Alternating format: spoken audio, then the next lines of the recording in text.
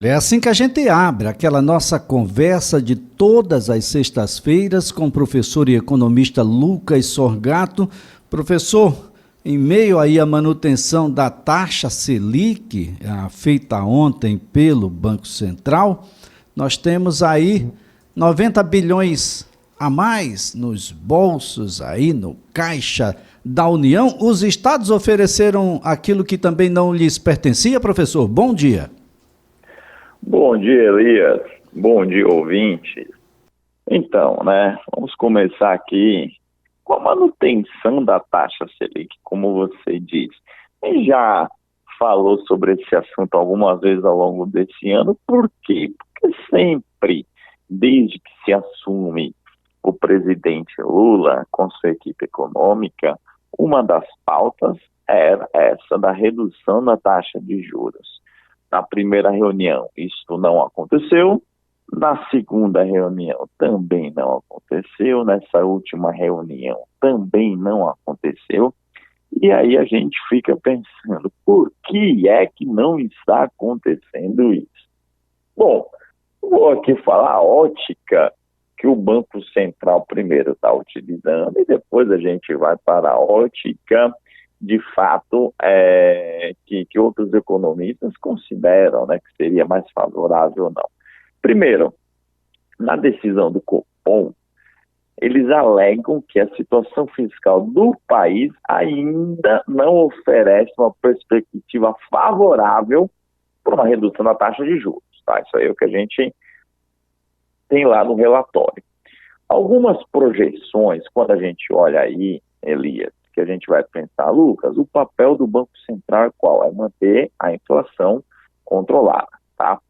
Quando a gente olha, Elias, por exemplo, para outubro do ano passado, esperava-se uma inflação em 2023 de 4,9%. Esse ano, já olhando os dados de expectativa do Boletim Focus do Banco Central, esse valor de inflação já supera os 6% ao ano. Ou seja, de outubro do ano passado para agora, você já tem um aumento da expectativa de inflação em mais de 1 ponto percentual. Então, isso daqui já é um indicador que a gente tem que parar para pensar. Tá? Um outro ponto que a gente olha também, Elias, é que, apesar do arcabouço fiscal estar sendo discutido, e ontem o ministro Haddad já comentou sobre a reforma tributária, você ainda não tem nada efetivamente feito. Você teve uma primeira conversa e, de fato, você agora começa com outras lógicas. Então, o Banco Central, quando olha isso, ele também fica atrás. Um outro ponto, a expectativa de inflação para 2024, 25, 26 era ancorada numa meta de 3%, só que agora o Boletim Focus para isso já está projetando 4,18% para 2024 e 4% para 2025 e 2026. Ou seja, ele já está mostrando que para os próximos anos a inflação será mais alta. Perfeito, Lucas. Qual é a grande questão que a gente sempre conversa aqui, tenta falar com o pessoal, Elias? Qual é a lógica dessa inflação? Essa inflação aqui, de fato, não é uma inflação por demanda, não é o consumidor que está lá ávido, comprando, indo atrás de bens, indo atrás de produtos, tendo uma melhoria de fato na distribuição de renda e o aumento da qualidade de vida, do dinheiro, do gasto. Não. Você tem uma manutenção de fato de alguns pontos, mas boa parte dessa nossa inflação é aumento da base, aumento do custo ou aumento da lógica de venda do nosso ofertante. A partir do momento, então, que Rússia, que China começam a comprar mais carne do Brasil, que é o que está acontecendo agora, eu estou exportando mais, estou vendendo menos para o mercado interno, significa dizer que o preço aqui ficou mais caro. Os juros vai afetar alguma coisa aí? Não, não vai afetar absolutamente nada. Por quê? Porque isso foi pela oferta, Elias. Eita, Lucas, o aluguel ficou mais caro, como se mostrou. Sim, o aluguel ficou mais caro. Isso daí tem alguma coisa, então, a ver com a demanda? Em parte, sim, mas em outras situações, como a gente pega, por exemplo, Alagoas, Maceió em específico, está sendo por conta de uma oferta reduzida e uma grande procura por conta da questão dos bairros atingidos pelo efeito da Braskem. Isso daí, Elia, não tem nada a ver com a taxa de juros. Então, quando a gente vai para uma inflação de demanda, que é o que o Banco Central tenta controlar, seria sim, com aumento de juros. Mas a de oferta, isso daí não tem efeito. E aí que vem a nossa discussão atual. Qual que fica sendo o efeito? O efeito, então, fica numa taxa de juros muito alta, que dificulta empresas e empresários captarem recursos de uma maneira viável, pensando em alocar nos seus negócios, pensando em desenvolver os seus negócios. Fica, então, uma situação extremamente complicada nesse sentido, Elias. Você começa a abortar uma possibilidade de recuperação econômica, de desenvolvimento econômico, de melhoria em geração de emprego, renda, empresas, porque uma taxa de juros alta dificulta muito a vida do empresário no desenvolvimento do seu negócio. E é esse o tema que está sendo mais batido hoje em dia. Não é nem o controle inflacionário, mas sim uma política monetária que seja mais frouxa e permita ajudar na recuperação da economia nos próximos anos, Elias. Bem, professor, parece-me que o resultado de uma inflação baixa a qualquer custo, talvez não seja bom. Talvez não seja bom. Qual é o custo que a gente tem que pagar para ter uma inflação baixa? E os boletins têm errado muito. As previsões, às vezes, ficam muito longe. No espaço aí de 6 meses, a gente tem erros extremamente grosseiros. Os boletins são, definitivamente não são inspiradores. E agora não são inspiradores sequer de confiança. Bom, crise bancária nos Estados Unidos, professor, tem impacto por aqui?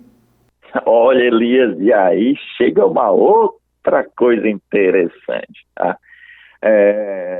Crise bancária nos Estados Unidos está se desenhando aí, já tem alguns analistas muito mais preocupados, outros estão ainda esperando para pagar para ver, mas, Elias, pelo que se parece, diversos bancos regionais nos Estados Unidos estão bem complicados, tá?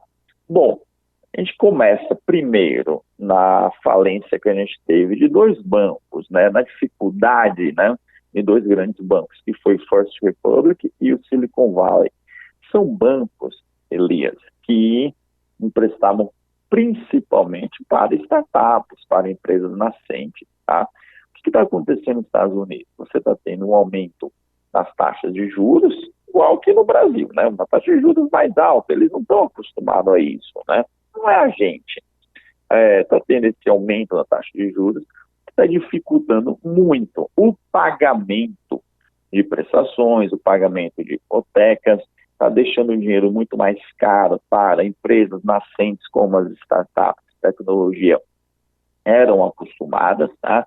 E alguns bancos estão ficando inviáveis. Nisso daí, você tem um problema sistêmico dentro do setor bancário que pode ter uma consequência muito grave, como aconteceu lá em 2008, 2009, na quebra do Lehman Brothers.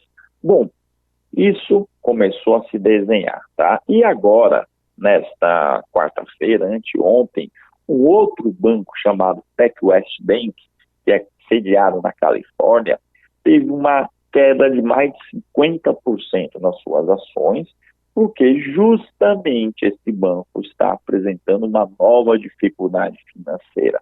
Então, já são 3 a 4 bancos regionais, um que foi à falência efetivamente e outros 2 que foram comprados, que apresentam uma grande dificuldade. Preocupação em relação a isso, Elias. Bom, Estados Unidos ele é utilizado como investimento mais seguro em papéis, tá? Então, alguns países, grandes fundos de pensão, quando vai comprar um papel para poder otimizar o seu dinheiro, para poder ganhar mais dinheiro, para poder investir, eles vão nos Estados Unidos e compram os papéis lá, tá?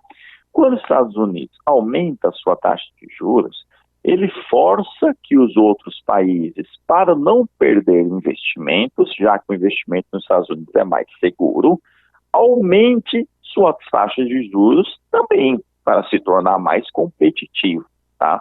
Então, quando você está entrando numa crise bancária americana, que eles estão aumentando a taxa, porque estão com uma inflação também mais elevada, tá? Agora a gente começa a ter um problema lá. Para controlar a inflação, que deve ser uma inflação de demanda em partes, né? Mas outra parte também de oferta igual à brasileira, quando ele aumenta a taxa de juros, ele está começando a prejudicar o sistema bancário dele. E aí ele está pensando no seguinte: hoje, para a economia americana, que não é acostumada a ter uma taxa de inflação de 8% ao ano como a gente, tá? É mais perigoso ter essa taxa de inflação alta ou aumentar um pouco a taxa de juros, prejudicando um pouco os bancos. Por enquanto, eles estão aumentando um pouco as taxas de juros. Não sei até onde que isso vai, Elias. Por quê? Com a quebra desses bancos, o efeito cascata que você tem, não só nos Estados Unidos, como na economia global como toda, é muito grande, né? Na quebra do Lehman Brothers, lá em 2008, 2009, você culminou por ajudar a quebrar a Grécia na Europa por conta disso. Então, assim, Lucas, o efeito sistêmico da quebra de um ente bancário é muito alto. Então, nesse momento onde você tem a economia norte-americana, que ainda responde por 1/4 do PIB mundial, né, passando por uma dificuldade dessas, de inflação, de juros, com uma tendência talvez de aumentar um pouco a taxa de juros, o impacto aqui no Brasil é muito significativo. Por quê? Quando a gente volta para o presidente do Banco Central, ele vai analisar tanto o nosso mercado interno quanto o mercado externo, e olhando os Estados Unidos com um pouco mais de dificuldade, ele pode alegar o seguinte: olha, ainda não é o momento de baixar as nossas taxas de juros aqui, né? Ou então, muito pelo contrário, ele pode utilizar isso como um aspecto, pensando na economia local brasileira, dizer o seguinte: olha, vai vir uma dificuldade aí, vamos baixar a taxa de juros para que o nosso mercado doméstico consiga reagir e consiga enfrentar uma crise que está por vir, que está se desenhando aí, talvez para o próximo semestre ou para os próximos 12, 18 meses. Bom, afeta então o Brasil? Afeta bastante, eles afetam o mundo todo. Agora, o desenho ele ainda não está tão claro, mas está aparecendo no papel aí algo bem complicado para os próximos meses, Elias.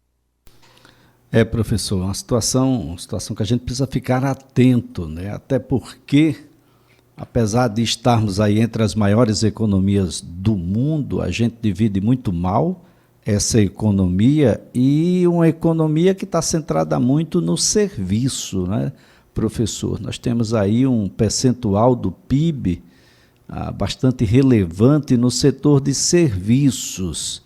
E ainda assim, a taxa de ocupação, bom, a gente pode considerar alta, professor?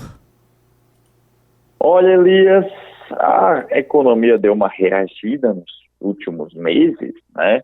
E a gente está mostrando aí uma taxa hoje de desocupação de 8,8%, né? Daquilo que se encerrou em março.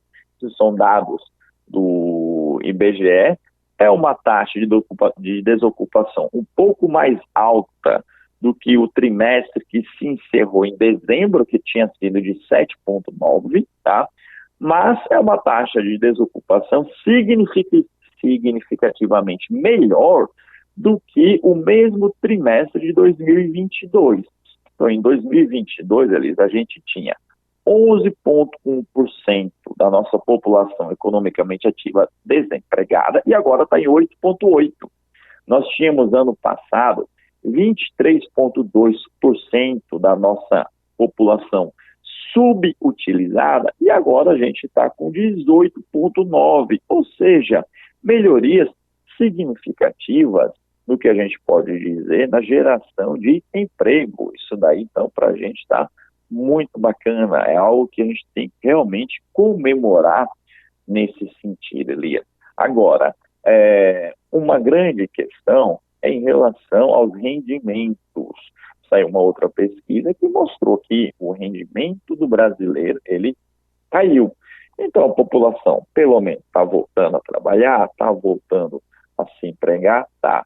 Mas o rendimento médio, ele está menor, justamente porque houve uma aceleração inflacionária forte nos últimos meses, o que tornou a subsistência da população mais cara. Agora, boa notícia por quê? Porque 8,8% dessa taxa de desemprego baixa, Elias, que a gente pode dizer, é a melhor taxa desde 2015, Elias, desde agosto de 2015.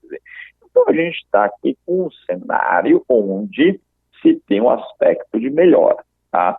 Preocupações, isso em relação ao ano passado. Agora, preocupações. No final do ano passado, essa taxa ainda estava menor. Ela chegou a 7,9%, 8,1%. Quando a gente olha os dados, a gente está vendo um crescimento da taxa de desocupação. Dezembro, 7,9%, janeiro, 8,4%, fevereiro, 8,6%, março, 8,8%.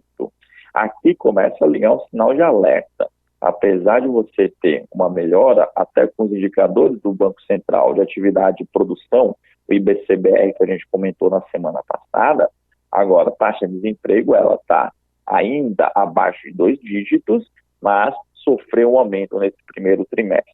Normal por conta do desligamento de final de ano de algumas atividades, principalmente no setor de serviços e comércio? Sim, normal, mas já liga um sinalzinho de alerta, associando então a uma taxa de juros alta, a uma inflação que ainda não se tem um combate efetivo, a uma crise nos Estados Unidos, você começa a ter um desenho para 2023 um pouco diferente daquele que a gente gostaria para o ano, Elias.